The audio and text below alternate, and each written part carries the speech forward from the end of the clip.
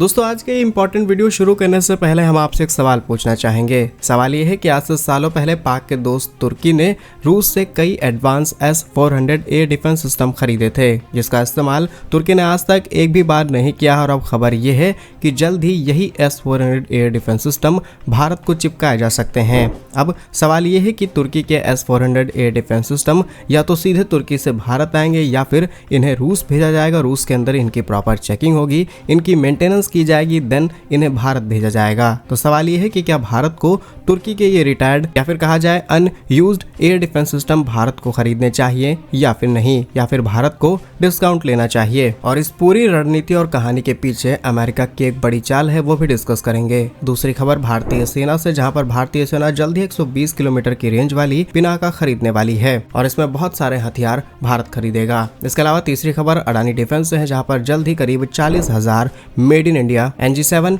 भारतीय सेना को सप्लाई किए जाएंगे। जानते हैं आज की इस वीडियो में तीनों ही इंपॉर्टेंट अपडेट डिटेल्स में। यदि आपको हमारा काम पसंद आए, वीडियो को लाइक, चैनल को सब्सक्राइब जरूर कीजिए, क्योंकि आपका एक छोटा सा काम आप तक ये सही और जरूरी खबरें लाने में हमारी बड़ी मदद करता है। तो पहली खबर तुर्की से ही सामने निकल के आ रही है, जहां पर तुर्की के पास मौजूद S-400 एयर डिफेंस सिस्टम को लेकर के तरह तरह की अटकलें लग रही थी। लेकिन अब एक्सपर्ट्स और कई सीनियर डिप्लोमेट्स का मानना है कि तुर्की रूस द्वारा खरीदे गए इन S-400 एयर डिफेंस सिस्टम को किसी तीसरे देश, खासकर भारत को देने पर विचार कर रहा है, क्योंकि भारत ने ऑलरेडी एक बड़ा ऑर्डर प्लेस करने की तैयारी में है रूस के साथ और करीब 5 और स्क्वाड्रन भारत खरीदने वाला है। ऐसे में रूस ऑलरेडी भारत को सिर्फ 3 ही S-400 डिलीवर कर पाया है पुरानी डील की, जिसमें हमने 5 S-400 खरीदे थे और भारत को टोटल 10 की जरूरत है, जिसमें से 3 भारत के पास है और 2 पुरानी डील के हैं जो भारत आने हैं लेकिन मिल नहीं पा रहे। और इसके पीछे रूस और यूक्रेन के बीच चल रहा घमासान है, जिससे तुर्की अपने गैप को भरना चाहता है और तुर्की अपने देश से S-400 हटा करके अमेरिका के साथ रिश्ते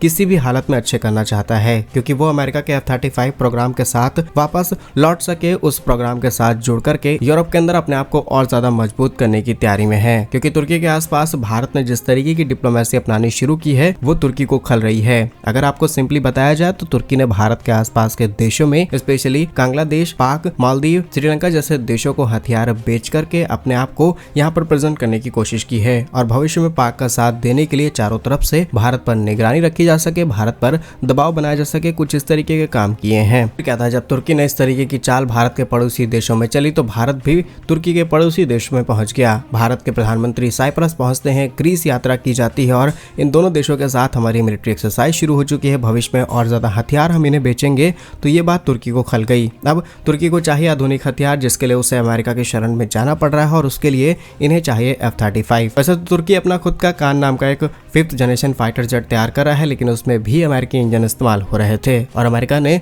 सप्लाई देने से ही मना कर दिया। और तुर्की अपने S-400 एयर डिफेंस सिस्टम किसी तीसरे देश को बेच करके अमेरिका के साथ अपने तनाव को कम करने की तैयारी में है। वह दोबारा F-35 प्रोग्राम में लौट सके, लेकिन मंगलवार को तुर्की सेना के कई सूत्रों ने दावा किया है कि यह प्रपोजल लगभग पूरी तरीके से खारिज है। न्यूज आउटलेट तुर्की टुडे ने अपनी रिपोर्ट में सैन्य सूत्रों के हवाले से रिपोर्ट पब्लिश करते हुए बताया कि S-400 डिफेंस सिस्टम किसी भी देश को सौंपने का सवाल पैदा नहीं होता। उन्होंने कहा कि तुर्की किसी भी परिस्थिति में S-400 को ट्रांसफर करने पर विचार नहीं कर रहा। इसलिए इम्पोर्टेंट बात यह है कि अमेरिकी राजदूत टॉम ब्राग ने कुछ दिनों पहले ही कहा था कि अगले साल तक S-400 एयर डिफेंस सिस्टम के मुद्दे का समाधान निकाला जाएगा। उनके बयान से विदेशी मीडिया में अटकलें थी कि तुर्की शायद S-400 किसी तीसरे देश को डिलीवर करेगा, लेकिन फिलहाल के लिए तुर्की के मीडिया, तुर्की के सेना की तरफ से जो भी अपडेट्स हैं कि ऐसा कोई एयर डिफेंस सिस्टम भारत को नहीं दिया जा रहा, स्पेशली जो तुर्की के पास अभी रूस की तरफ से खरीदा गया था। लेकिन भविष्य में क्या चीजें हो सकती हैं, क्या नहीं, इसके बारे में कोई गारंटी नहीं ली जा सकती, क्योंकि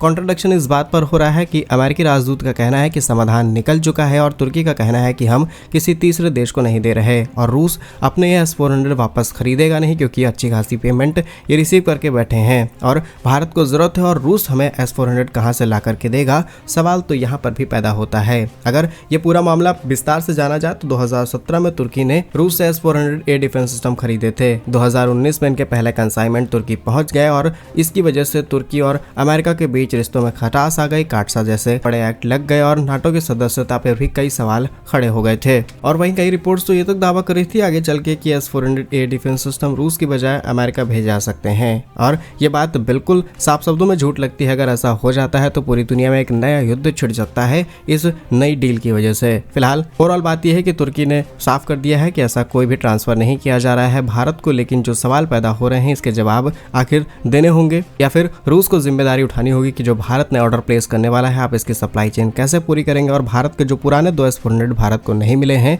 इसके लिए आप क्या विचार कर रहे हैं। तभी सारी चीजें क्लियर हो पाएंगी और आपके हिसाब से भारत को पुराने हथियार लेने चाहिए या फिर नहीं, भले ही उनका इस्तेमाल हुआ हो या नहीं। अपनी राय कमेंट्स में जरूर लिखिएगा। नेक्स्ट इंपॉर्टेंट अपडेट भारतीय सेना से सामने निकल के आ रही है, जहां ऑपरेशन सिंदूर के दौरान पिनाका ने जिस तरीके की परफॉर्मेंस दुनिया के सामने दिखाई है, इससे सिर्फ भारत नहीं बल्कि फ्रांस जैसे देश भी इंप्रेस हुए। लेकिन अब भारत उस रास्ते पर है कि पहले अपनी सेना को और ज्यादा मजबूत और ताकतवर किया जाए, उसके बाद हम एक्सपोर्ट्स पर विचार करें। तो भारतीय सेना अपनी तोपखाना ताकत को बढ़ाने के लिए 120 किलोमीटर तक की रेंज मार करने वाली पिनाका रॉकेट सिस्टम को शामिल करने का एक बड़ा प्रस्ताव पेश कर चुकी है। इस प्रोजेक्ट की लागत लगभग 2500 करोड़ रुपए और ये कदम ऑपरेशन सिंदूर के बाद लंबी दूरी की आर्टिलरी क्षमताओं को मजबूत करने के लिए अब तक का सबसे इंपॉर्टेंट कदम है। रिपोर्ट डिफेंस ऑफिशियल के अनुसार ये नई गाइड रॉकेट सिस्टम DRDO की तरफ से तैयार की गई है, लेकिन जो एक्सटर्नल रेंज है इसे फिर से DRDO के अंडर सौंपा गया है। जानकारी के लिए आपको ये भी बता दें कि DRDO ने अगले साल 120 किलोमीटर की रेंज वाले इस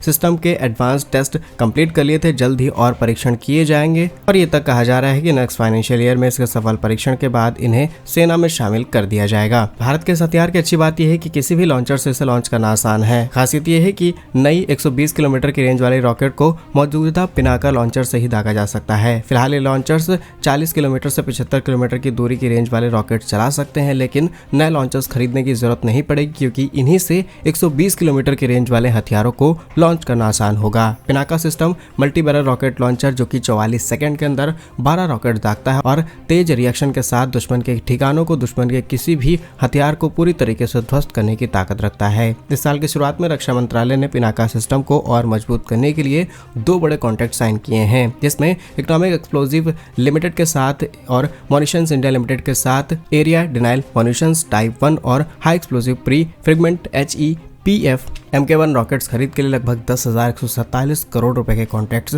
साइन किए हैं। और सॉफ्टवेयर पावर्स के लिए BEL यानी कि भारत इलेक्ट्रॉनिक्स लिमिटेड के साथ पार्टनरशिप करते हुए इस डील को और ज्यादा एडवांस किया गया। नेक्स्ट इंपॉर्टेंट अपडेट भारतीय सेना की एक और बड़ी खरीद से सामने निकल के आ रही है, जहां पर रनार डिफेंस एंड एरोस्पेस इजराइल की कंपनी IWI के साथ जो लास्ट ईयर पार्टनरशिप की गई थी उसके जरिए करीब 40,000 स्वदेशी नेगेव NG7 लाइट मशीन बंदूकों का पहला बैच डिलीवर करेगी। क्वार्टर 1 2026 से भारतीय सेना को ये डिलीवरी शुरू कर दी जाएगी, जो कि ग्वालियर प्लांट से तैयार किया गया है। यहाँ पर TOT भारत को ट्रांसफर की गई थी और ये हथियार हम LSC और JNK यूनिट्स को प्राथमिकता देने के हिसाब से तैयार कर रहे हैं। अडानी का ग्वालियर प्लांट 2023 में इसका उद्घाटन किया गया और 2024 से ही इमरजेंसी प्रोक्योरमेंट कॉन्ट्रैक्ट के तहत 40,000 इन बंदूकों का प्रोडक्शन चालू कर दिया गया था, जो कि प्राइवेट सेक्टर के लिए अब तक का सबसे बड़ा स्मॉल आर्म डील थी। नेगेव NG5 ट्रायल के बाद नेगेव 7 लद्दाख, सिक्किम और हाई एल्टीट्यूड वाले एरियाज में हम डिप्लॉय कर रहे हैं। स्पेशली बेल्जियम, कोरिया, रूस जैसे देश ऑलरेडी इस तरीके की चीजों का इस्तेमाल करते हैं और हम क्यों ना अपनी भारतीय सेना को और ज्यादा मजबूत करें। फिलहाल इसमें टेक्नोलॉजीज भी शेयर की गई हैं। अलग अलग हथियारों के लिए 70%, 75% और 90% तक स्वदेशीकरण के साथ इन हथियारों को भारत में तैयार किया जा रहा है। और इसी कंडीशन के बेस पर हमने कॉन्ट्रैक्ट साल 2023 में ही साइन कर लिया था इजराइल के साथ मिलकर के, जिसकी डिलीवरी 2026 के पहले क्वार्टर से शुरू हो जाएगी। क्या कुछ सोचना है आपका इन सभी खबरों पर? कमेंट्स में अपनी राय जरूर लिखिएगा। भारत कैसे ही वीडियोस पाने के लिए वीडियो को लाइक, चैनल को सब्सक्राइब जरूर कीजिए। वंदे मातरम, भारत माता की जय।